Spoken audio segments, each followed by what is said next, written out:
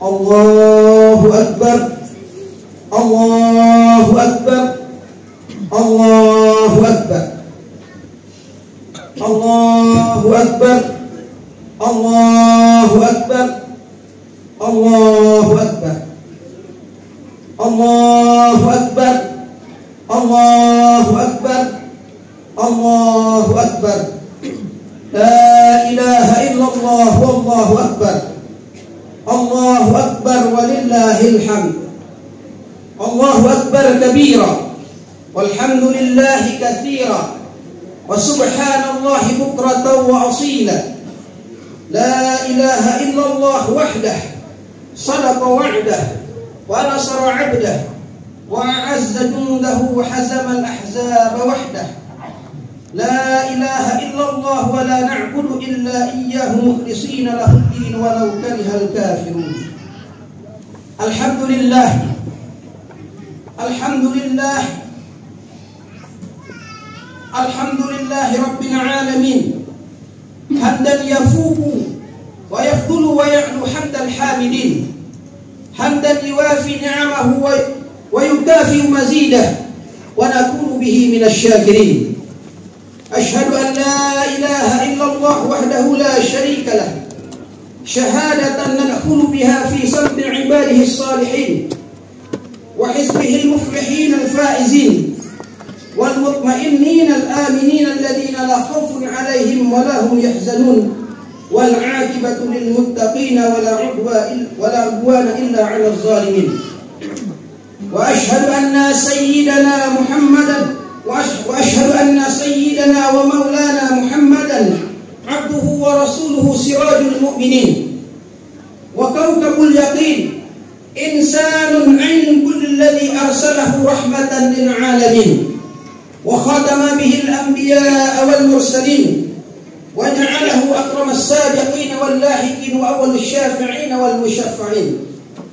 اللهم صل وسلم وكرم على سيدنا محمد الرسول الأمين والحبيب المكين وعلى أهل بيته الطاهرين وعلى أهل بيته الطيبين الطاهرين وعلى أصحاب الهداة المهتدين وحماة الدين. أما بعد فيا عباد الله أوصيكم ونفسي بتقوى الله وقد فاز من اتقى وخاب من طغى. Ma'asyiral muslimin rahimakumullah. Hari ini kita berada pada hari yang sangat agung, berpadu dua kemuliaan, yakni kemuliaan hari Jumat dan juga hari raya Idul Adha. Inna yaumal jumu'ati afdalu ayyamil usbu'i wa yauman nahri afdalu ayyamin 'am. Sesungguhnya hari Jumat adalah hari yang termulia dalam seminggu, sementara hari raya Idul Adha hari yang termulia dalam setahun. Hari ini juga merupakan penutup dari 10 hari pertama bulan Dzulhijjah, 10 hari terbaik sepanjang tahun. Allah Subhanahu wa taala mengisyaratkan keagungan hari ini dalam firman-Nya. A'udzu billahi minasy syaithanir rajim. Bismillahirrahmanirrahim. Wal fajri wa layalin ashrin wasyaf'i wal wadr wal laili idza yasr. Demi waktu fajar dan demi malam-malam yang 10, demi yang genap dan yang ganjil, dan demi malam apabila telah berlalu. Dalam beberapa penafsiran para ulama, salah satunya dalam tafsir Al-Kabir dan tafsir Al-Qurtubi, beliau menjelaskan maksud dari ayat tersebut. Wal fajri, demi waktu fajar. Allah bersumpah dengan waktu fajar. Dalam ayat tersebut adalah maksudnya annahu yauma fajri yauma fajrin nahr. Allah bersumpah dengan waktu fajar di situ adalah fajar hari raya Idul Adha. Wal layalin ashr. Allah bersumpah dengan 10 malam. Malam-malam yang 10. Maksudnya adalah layalul ashr al-awwal min Dzulhijjah. Allah bersumpah dengan 10 malam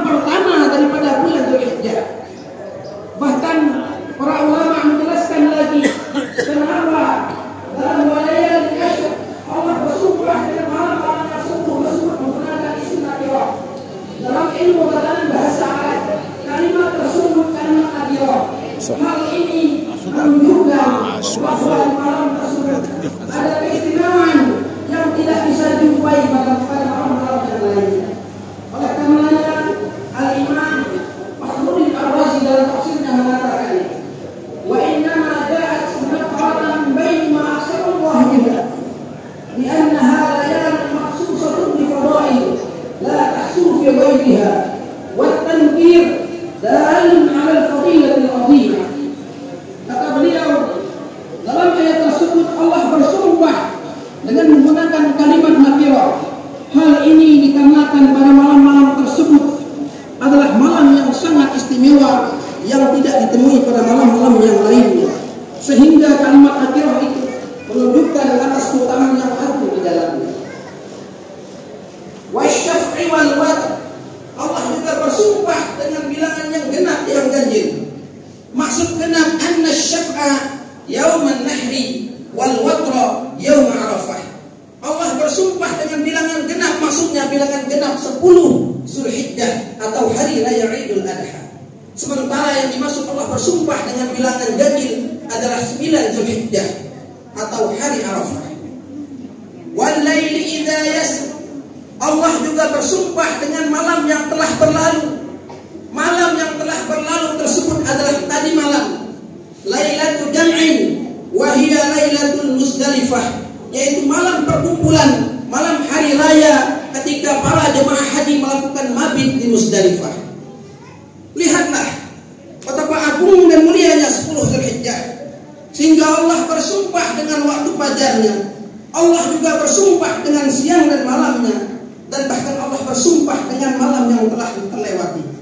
Hal ini tentu tiada lain karena keagungan dan kemuliaan pada hari tersebut. Sebagaimana dikatakan oleh para ulama dalam kitab Al-Isqan fi Ulumil Quran, dikatakan la yuqsimu bisyai'i illa i'zaman lah. Allah tidak akan pernah bersumpah dengan sesuatu kecuali pengagungan terhadap sesuatu yang dijadikan sumpah tersebut. Begitu juga dalam tafsir Ruhul Bayan juga dijelaskan wal qasamu yadullu ala 'azmi sya'nil muqsam bih walillahi ta'ala ayyusima bima sya'a min makhluqatihi tanbihan ala dzalikal 'azm.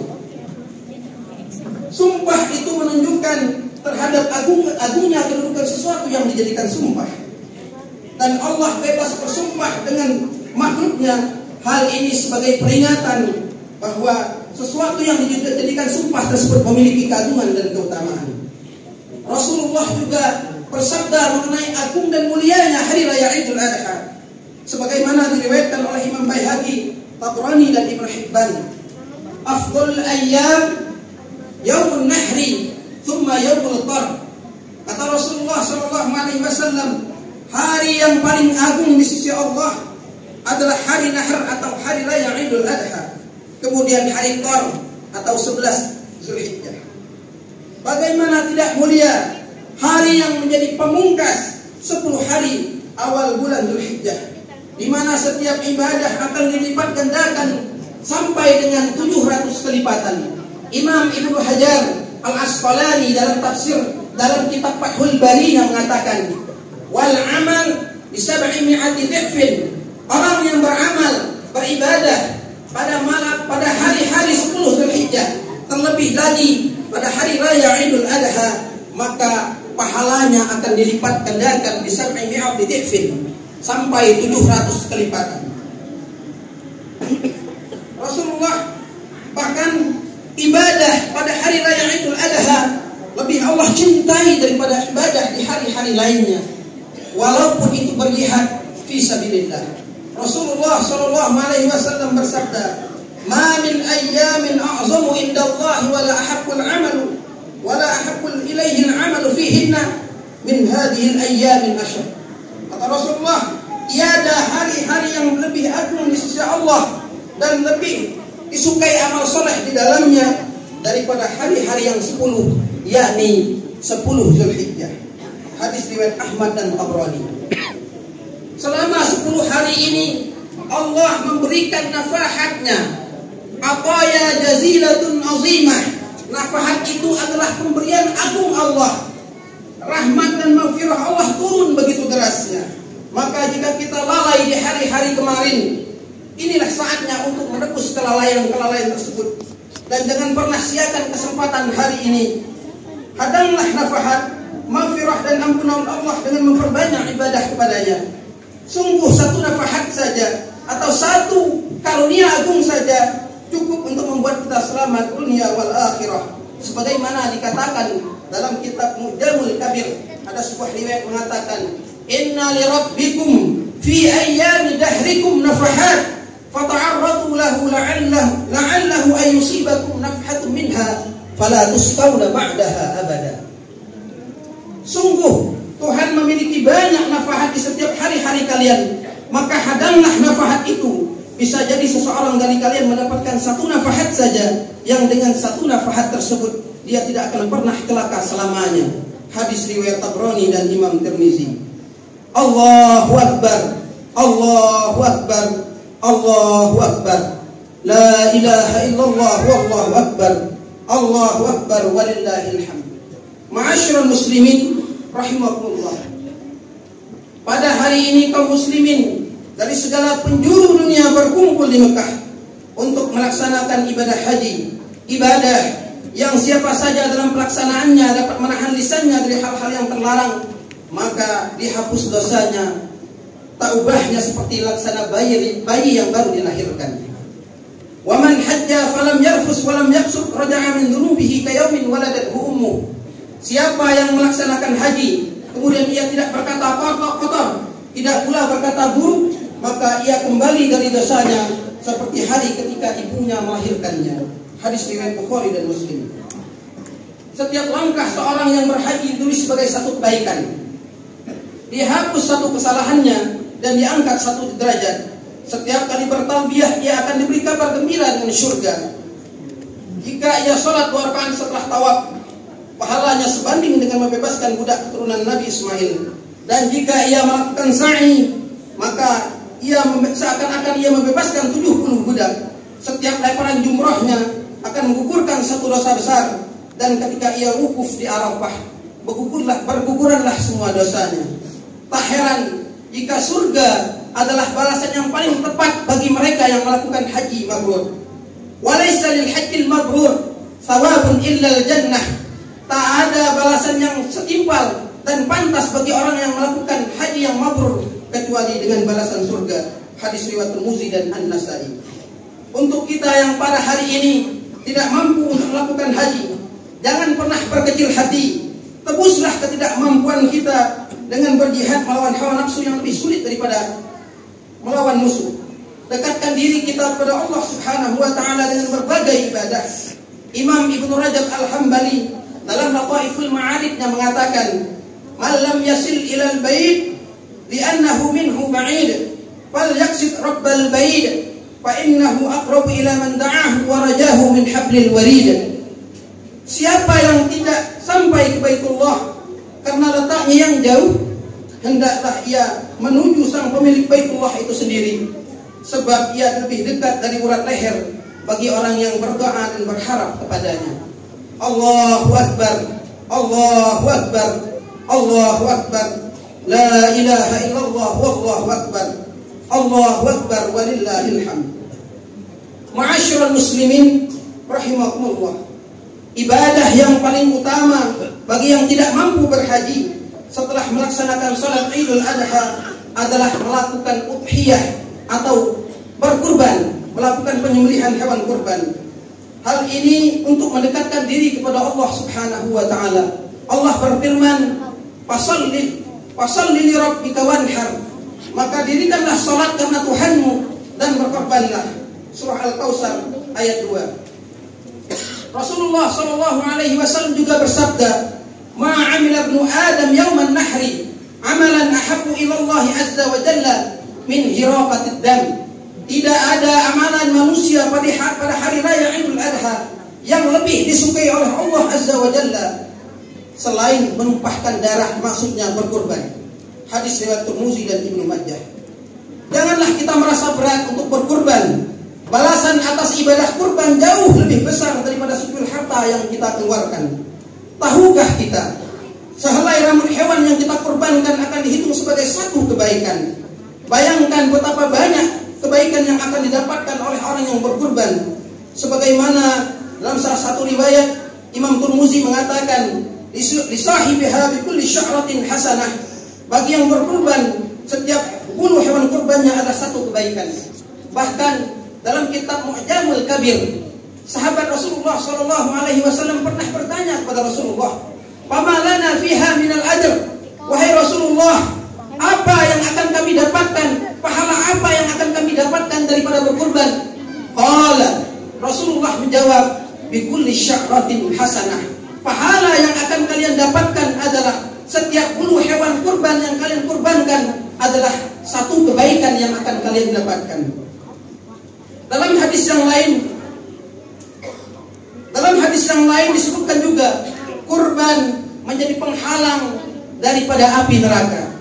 Man dhaha tayyibatan nafsuhu muhtasiban li'udhiyatihi kanat lahu hijaban minan nar. Kata Rasulullah, siapa yang berkurban dengan hati yang rela dan mengharapkan ridha Allah, mengharapkan imbalan dari Allah, maka kurbannya akan menjadi penghalang baginya daripada api neraka. Hadis riwayat Tabrani. Maka betapa rugi orang yang memiliki kecukupan harta namun tidak mau berkorban. Kurban memang tidak wajib kecuali dengan nazar, namun sungguh tidak elok seorang mukmin yang tidak sudi mengeluarkan sedikit hartanya untuk mendapatkan keuntungan akhir yang sedemikian besar. Dengarkanlah sabda Rasulullah sallallahu alaihi wasallam, "Man wajada sa'atan la ayyudhiya falam yudhi fala yahdur musallana."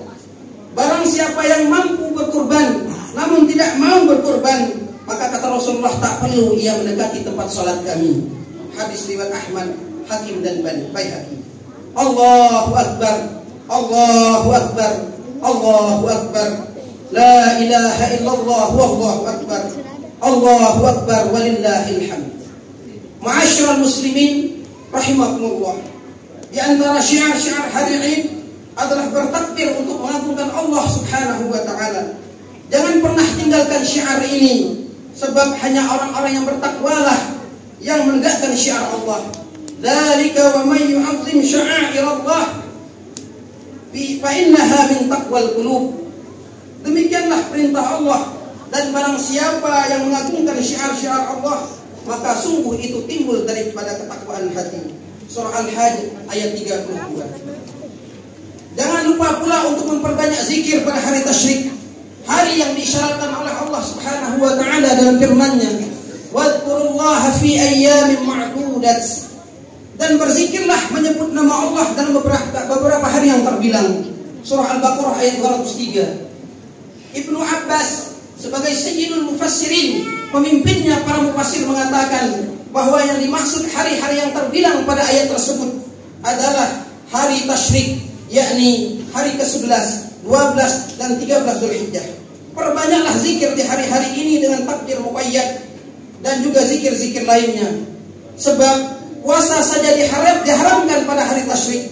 Sebab hari tasyrik adalah hari yang berkumpul di dalamnya dua kenikmatan. Kenikmatan badan dengan makan dan minum, sementara kenikmatan batin dengan zikir dan bersyukur kepada Allah Subhanahu wa taala.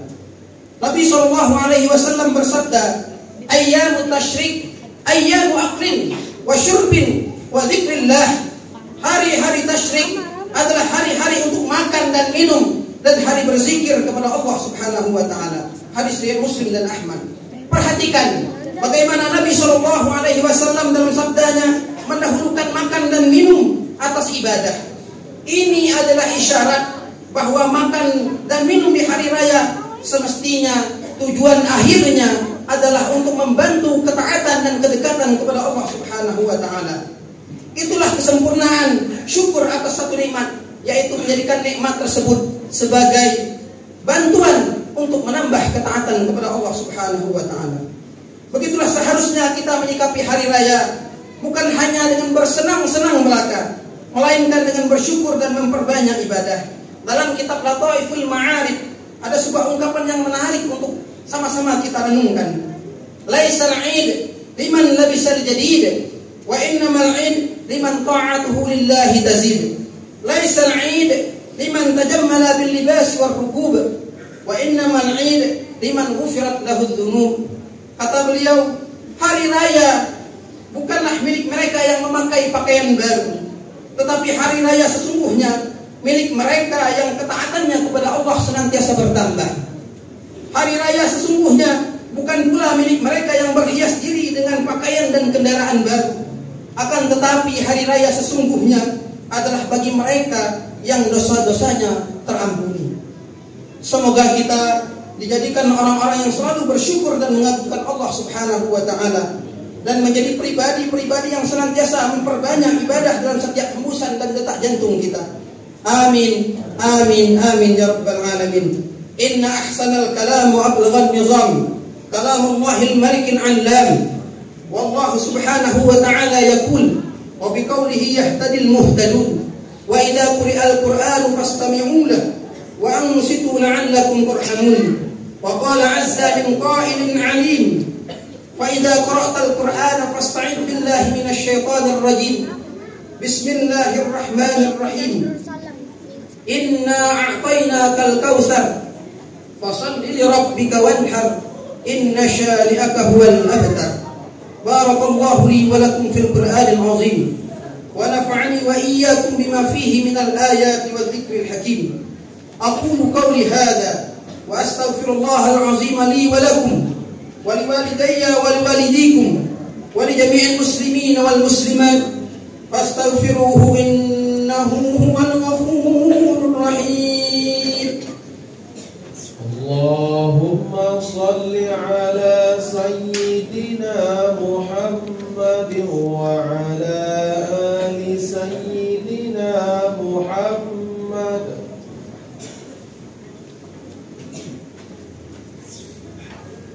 Allahu akbar, Allahu akbar, Allahu akbar, Allahu akbar, Allahu akbar, Allahu akbar, Allahu akbar.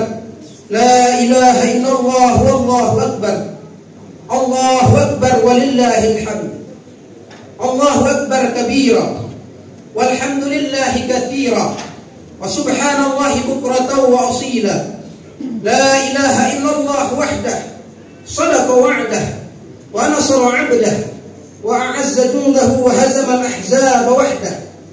La ilaha illallah wa la na'budu illa iyyahu mukhlishin lahu ad-din walau karihal kafirun. Alhamdulillah, alhamdulillah alladhi manna 'alaina bid-din al-qawim wa hadana ila as-siratil mustaqim. وأشهد أن لا إله إلا الله وحده لا شريك له وأشهد أن سيدنا محمد عبده ورسوله النبي الكريم الرؤوف الرحيم. اللهم صل وسلم على سيدنا محمد وعلى آله وأصحابه حق قدره ومقداره العظيم. أما بعد، فيا أيها المسلمون اتقوا الله اتقوا الله حق تقاته ولا تموتن إلا وأنتم مسلمون. اعلموا أنه لا أنفع للإنسان في هذا الزمان من ثلاث خصال: الصدقة السر والإجهار والاستغفار آناء الليل وأطراف النهار وكثرة الصلاة على النبي المختار. والصلاة عليه صلى الله عليه وسلم من أعظم القربات وأفضل الطاعات ومن أقرب الطرق الموصلة إلى رب البرية. فقد أمركم الله سبحانه وتعالى بأمر بدا فيه بنفسه وثنى بملائكته المسبحة بقدسه وثلث بكم من برية جنه وإنسه فقال مخبرا وآمرا عليما: إن الله وملائكته يصلون على النبي يا أيها الذين آمنوا صلوا عليه وسلموا تسليما. اللهم صل وسلم على إمام الموحدين وعلم المهتدين وقائد غر المحجلين سيدنا ومولانا حبيب الله ورسوله وأمينه على وحيه وتنزيله أبي القاسم سيدنا محمد بن عبد الله بن عبد المطلب بن هاشم وعلى آله وأصحابه الناصرين لشريعته والمهتدين بهديه المتبعين لسنته وعلى التابعين بإحسان إلى يوم الدين. ورضي الله تبارك وتعالى عن الخلفاء الراشدين الأئمة المهتدين ساداتنا ذوي القدر الجليل أبي بكر وعمر وعثمان وعلي، وعن أصحاب رسول الله أجمعين وأزواجه الطاهرات أمهات المؤمنين وأهل بيته الطيبين الطاهرين. اللهم اجعلنا بتذكيرك منتفعين ولكتابك وسنة رسولك متبعين وعلى طاعتك مجتمعين وتوفنا مسلمين وألحقنا بالصالحين. اللهم أصلح ولاتنا وأمراءنا وكل من وليته شيئا من أمورنا وأمور المسلمين. اللهم استر عوراتنا وآمن روعاتنا وغزر أمطارنا وأرخص أسعارنا واشف مرضانا وعاف مبتلانا وارحم موتانا وأصلح أحيانا يا أرحم الراحمين. اللهم اغفر للمؤمنين والمؤمنات والمسلمين والمسلمات الأحياء منهم والأموات برحمتك يا أرحم الراحمين. اللهم انصر إخواننا والمجاهدين في فلسطين وغزة ولبنان واليمن وأينما كانوا. اللهم انصر إخواننا والمجاهدين في فلسطين وغزة ولبنان واليمن وأينما كانوا. اللهم انصر إخواننا والمجاهدين في فلسطين وغزة ولبنان واليمن وأينما كانوا. اللهم انصرهم نصرا عزيزا ودمر أعداءهم تدميرا. ربنا آتنا في الدنيا حسنة وفي الآخرة حسنة وقنا عذاب النار. ربنا تقبل منا إنك أنت السميع العليم وتب علينا إنك أنت التواب الرحيم. عباد الله، إن الله يأمر بالعدل والإحسان وإيتاء ذي القربى وينهى عن الفحشاء والمنكر والبغي يعظكم لعلكم تذكرون. واذكروا الله العظيم يذكركم واشكروا على نعمه يزدكم واستغفروه يغفر لكم ولذكر الله أكبر والله يعلم ما تصنعون.